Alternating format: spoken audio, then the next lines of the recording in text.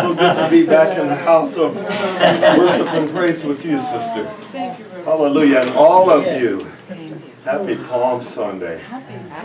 Wow. Today we ride into Jerusalem to let go of the erroneous misconception that all we are is the body. To take on the understanding that spirit is also what we are, and that we are free in the spirit. And I'm so grateful. As you know, I start every day off with waking up in the morning. First thing I do when I get out of bed, unless having to go to the bathroom, it's too urgent, and in this case I handle that. But if it's not too urgent, the first thing I do is I stand up and I declare, it's the best day ever. And I will not change my mind. Because I live most of my life looking to the day to tell me what it is. And the day sometime would say, I'm a wonderful day. And at other times it would say, I'm a trying day. And other times it would say, I'm a hard day. And so always asking the day what it was had me feel like I wasn't really in my power. And so at some point, some years ago, it occurred to me, don't ask the day what it is. Tell the day what it is. As a child of God, that's your authority. Begin as soon as you wake up. Tell the day what it is. And so I began saying, it's the best day ever. It wasn't for a while that I added on the second piece. I just began with, it's the best day ever. And as soon as I started this affirmation or this power statement, of course I began to be tested. I think the first or second day that I woke up and said it's the best day ever, I had an appointment. It was a money-making appointment. I was so excited about it. It had been set up for 3 weeks. And so after declaring it's the best day ever, I got showered, shaved, dressed, went out to my car to go do something wonderful and make some good capital. And when I got out there, my tire was flat. So I thought this was going to make me a little late. I better hurry up. I got into the trunk. I realized that I had loaned my jack to a friend who hadn't returned it. I tried calling people trying to get a ride, and that wasn't possible. At some point I looked at my watch and thought, you're just going to have to call and tell them you're not going to make it there. And not only will they be disappointed for you not bringing your ministry, and you be disappointed for not bringing it, you're also not going to make this money that you had planned to pay this bill. And I heard in my mind, so Carlos, is it still the best day? And I took a deep breath and went, it's the best day ever. Over the next days, more and more things happened, including the fact that one of our dogs got hit by a car. And Timothy, I heard Timothy yell, I heard him scream, and then the next thing I know, he's running outside, and the next thing I know, he is carrying in our broken dog. I could see like his leg was broken and bent. He had cuts on him. I love this dog. I heard Timothy was going to rush him to the vet. I heard in my brain, so Carlos, is it still the best day ever? And I went, wow, I just got hit by a car. I don't know if I'm going to make it. I made a declaration, it's the best day ever, with no idea that such a thing as this would happen. But I have to ask myself, is it still the best day ever? I took a deep breath, and as Timothy pulled out of the driveway to head to the vet with Ike, I went, it's the best day ever. It occurred to me after a while that I needed to add another piece.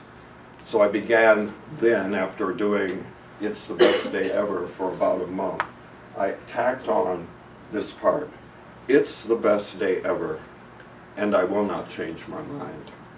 There may be things that happen in this day, some within the next half hour after doing this declaration, that are going to be a test. But it's only a test to see if I'm still willing to get That even in a world where stuff happens, where crap hits the fan, where you don't get what you vote for, is it still the best day ever? So I declare that. On one of my days this week, I declared it's the best day ever, and I will not change my mind. And the mail came 3 hours after I was awake. I opened up a letter. The letter said, "Dear Reverend Carlos Anderson, you did not send back a form that you should have sent back in October. Because you did not send back this form, this letter is to inform you that you have lost your Medicare and you have lost your Mass Health." I'm on 3 different medications, and they're very expensive. I have dental issues, they're expensive. I'm reading a letter that says I've lost my Medicare and I've lost my Mass Health. You've heard me preach about the power of the president and the power of the officials to take away our stuff. But you've also heard me preach that they can't take away our peace of mind. We have to give that to them.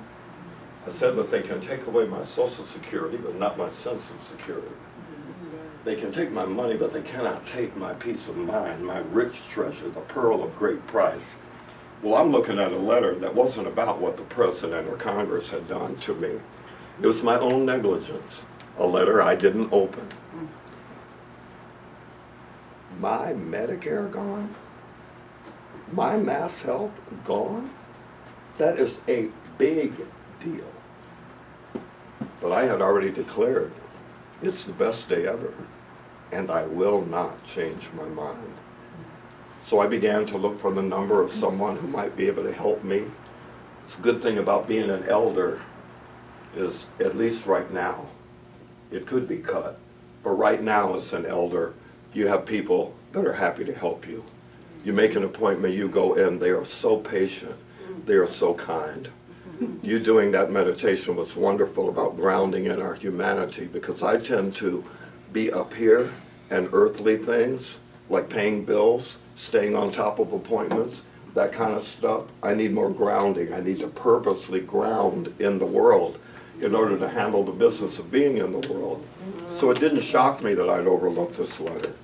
When I got to this woman, she said, "Show me your shine card."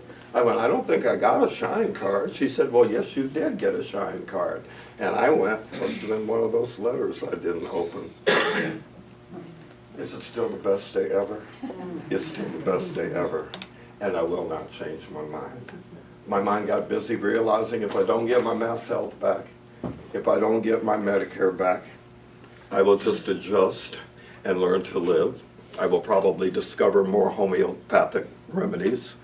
I will probably do certain things that my grandmother did when there wasn't any insurance available to her, and my grandfather when there was nothing available to him. So it was the best day ever. Later that day, I go to pick up Timothy. I get a hamburger, bacon burger. I sit in the passenger seat. Timothy gets behind the wheel. 3 bites into that bacon burger, my partial plate snaps in half.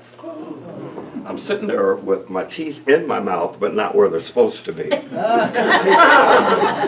I call my dentist. I say, "I done broke this partial plate.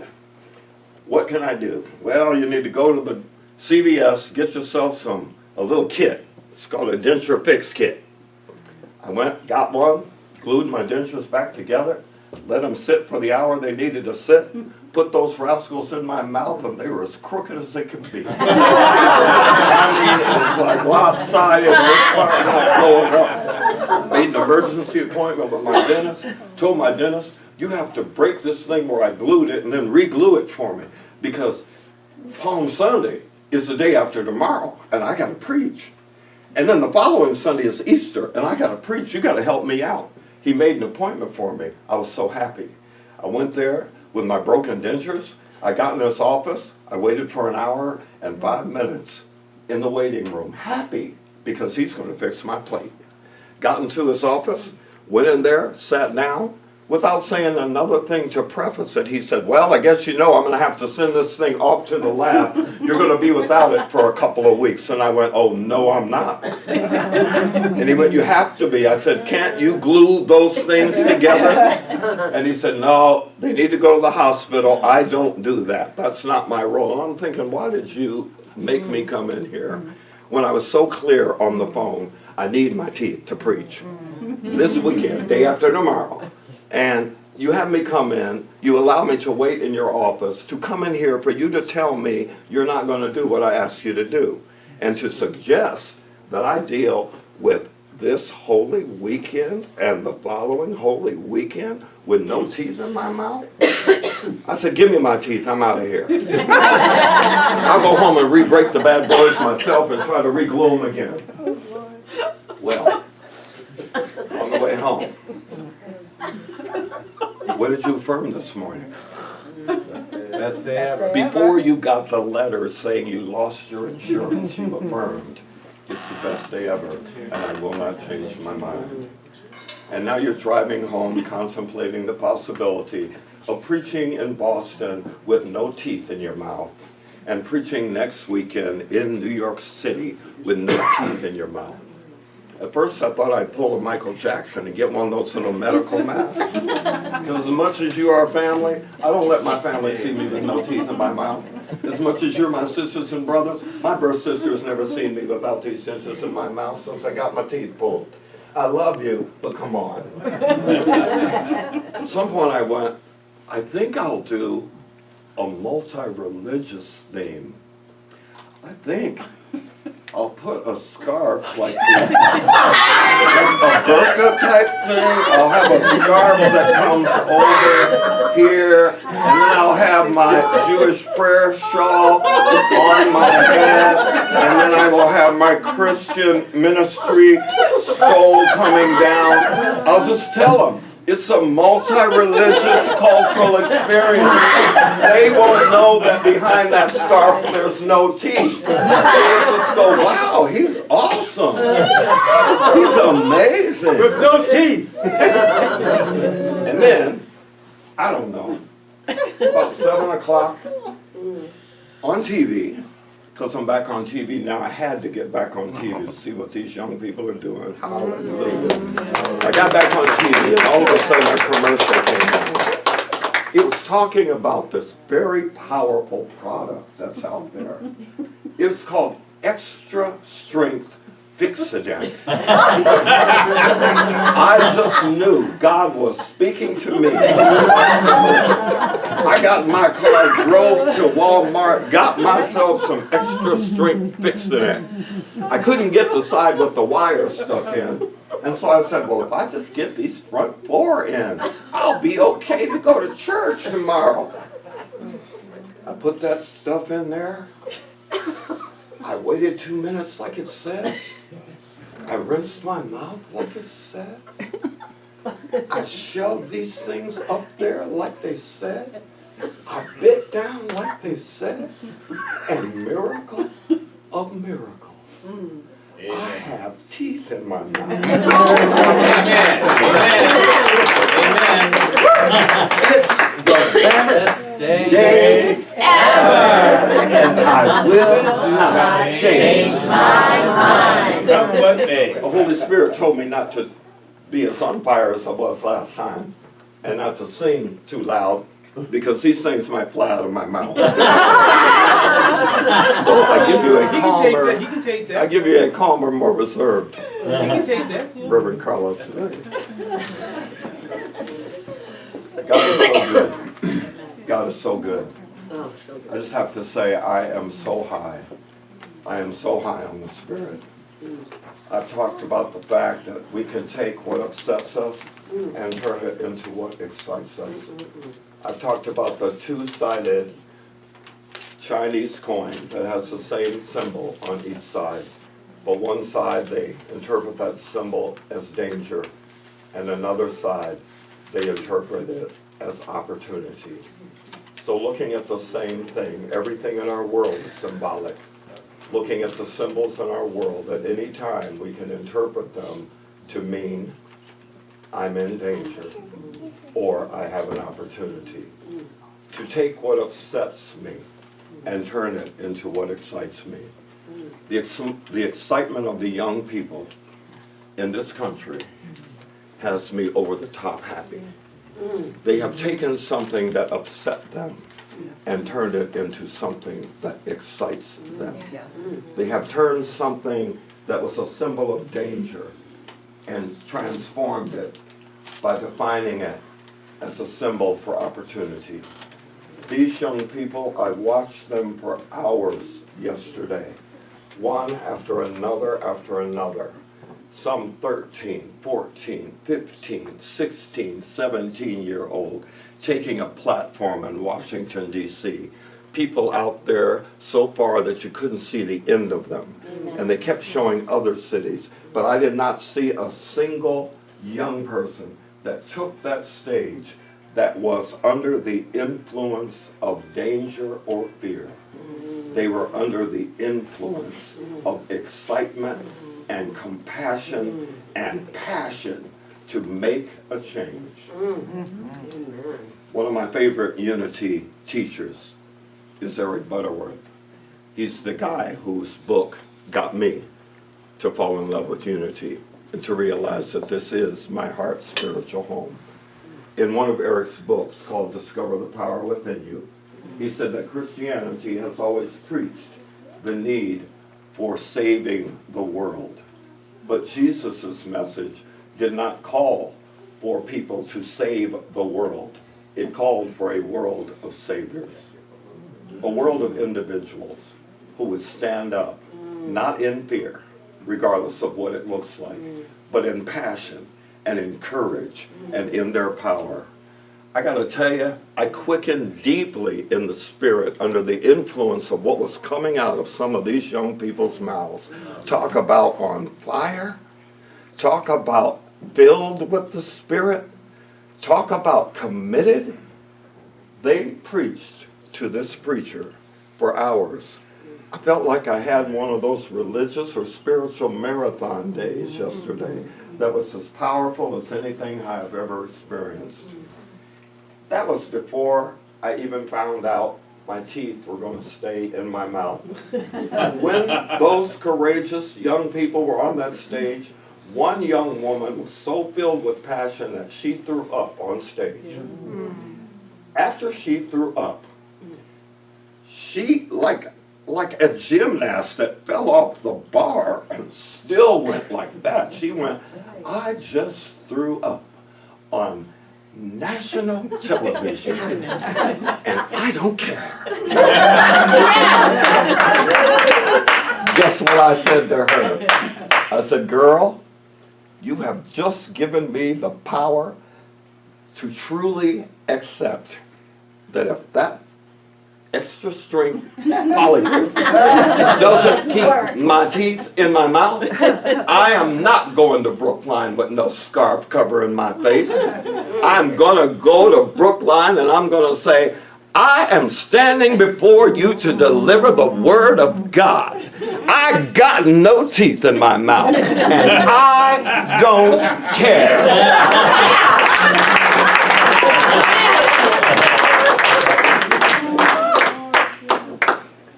It's the young people who will lead us, says the scripture.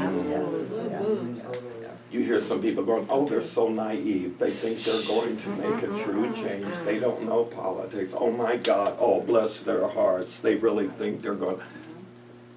I'm not one of those people. I'm going, yay God, for such a demonstration of inner power and authority. And that's why we are here today. We are here to remember and to deepen our understanding of who we are and whose we are, that we have the power.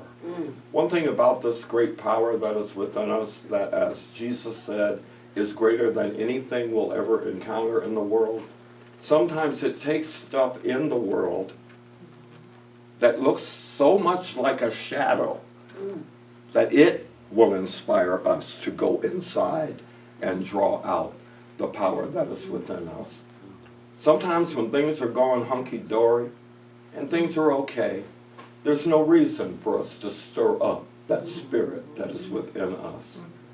But when you are faced with trouble, when you are down, when you are lost, when you are afraid, when it looks like you can't make it, when it looks like everything in your world is crumbling around you, that is our opportunity to go inside and grab this power, take hold of it, and wield it with authority in our world. I didn't think when I woke up yesterday that a whole group of people who were younger than my oldest grandchild would give me more lessons than I can process. I'm going to be processing the lessons they gave me, the authority they stirred up in me, the power in me that they put me in touch with, and a clear visual understanding that all of us together are a power beyond our human understanding. All of us together. You see, alone we can't do it. It takes a team.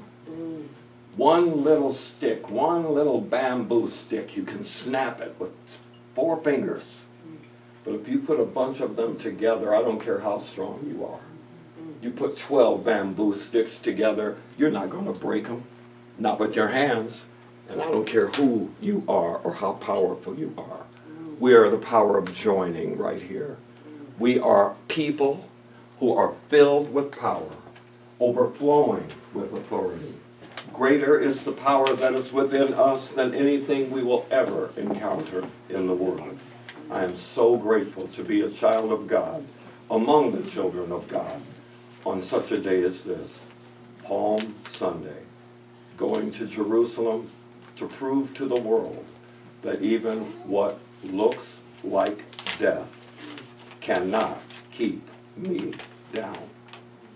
Who purchased and brought the palms today? Thank you, Jen. You made me so happy. You made me so happy. When I got to the stairs and saw the palms, it flashed me back to being just about that big and going to church. I knew that I had heard it was Palm Sunday, but I didn't get it actually meant palms. And so you flashed me back there to asking my mom, what are these? These are palms for Palm Sunday. Well, why did they bring them? Carlos, in the days where there were kings and where there were royals, the people would lay out palms to say that who's coming is authorized. Who's coming is a person of power. So Carly, when Jesus rode into Jerusalem on a little donkey, the people laid out palms. And I went, wow, they were happy with him when he entered into Jerusalem. Why did they kill him later? She said it was all a part of the plan. He will die to be reborn, to ascend, and to call each and every one of us into the consciousness he shares with God. A Course in Miracles says, my mind is part of God's. I am very holy. A Course in Miracles also says, God is in everything I see because God is in my mind. The Holy Scriptures themselves say, in order for me to see evil out there, I must understand that it is in here. Out of the purity of one's heart, one sees only opportunity for purity. But out of the evil in a person's heart and mind, they see nothing but reasons for fear, destruction, and despair all around them. Why? We are nothing more than projectors, projecting our inner reality onto an out frame, looking at it, thinking it's not a part of us. But as we awaken, we come to understand, I am everyone. I am everything. I am. I am. I would like 5 people to stand and to deepen our 5 unity principles.